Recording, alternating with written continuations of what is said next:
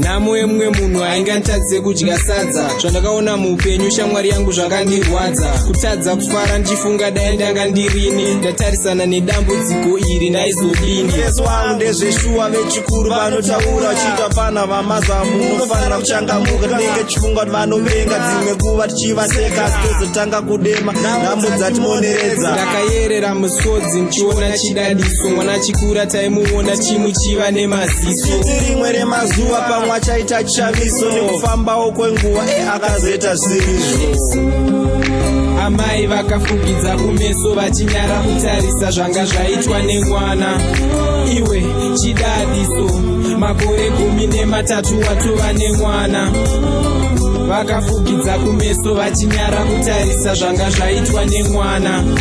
Iwe chidadiso, makore 13 watova nemwana. Akakura ari musikana akabatana, kana kuchikoro aiziva chipa nguva yakakwana. Mabhuku nerunako zvese zvanga zvasangana. Grade 7 pakapedza pfungwa dzakabva dzapesana. Akatapinda mweya usvina, mwiri watanga kuputsika. Akatanga kuzvivhina, miridzo yatanga kurira. Vakomana anopfimba murodi vave kumumisa. Nechimiro watapirirwa, mabhere motikari akatanga kurira. Madhara asinganyari hanzi nena ndingasare. Uyu mwana mudiki akamboedza kuti arambe. Nekufamba kwenguva akawira munhambetambe. 9 months dzikakura tikazonzwa ane mwana. Ane mwana yari mwana akamwana akasina baba. Baba vacho vakaramba chidusaire kusakwana. Wakarwa nesimba rekuzvara iwe uchiri kamwana. Nekupusa kwaka kamvaramba kahonyarara. Amai vakafugidza kumeso vachinyara kutarisa zvanga zvaitwa nemwana. Iwe chidadiso, makore 13 watova nemwana. Vakafugidza kumeso vachinyara kutarisa zvanga zvaitwa nemwana. Iwe chidadiso, makore 13 watova nemwana.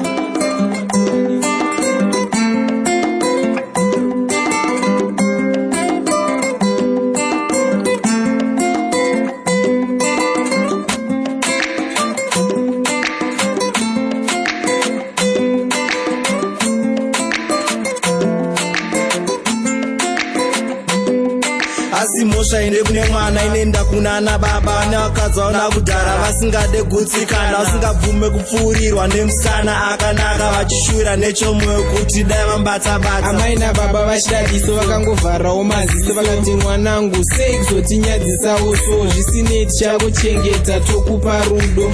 Mwari ndiye achatonga akakuridzira muridzo. Amai vakafugidza kumeso vachinyara kutarisa zvanga zvaitwa nemwana. Iwe chidadiso, makore 13 watova nemwana. Vakafugidza kumeso vachinyara kutarisa zvanga zvaitwa nemwana. Iwe chidadiso, makore 13 watova nemwana. Amai vakafugidza kumeso vachinyara kutarisa zvanga zvaitwa nemwana. Iwe chidadiso, makore 13 watova nemwana. Vakafugidza kumeso vachinyara kutarisa zvanga zvaitwa nemwana. Iwe chidadiso, makore 13 watova nemwana.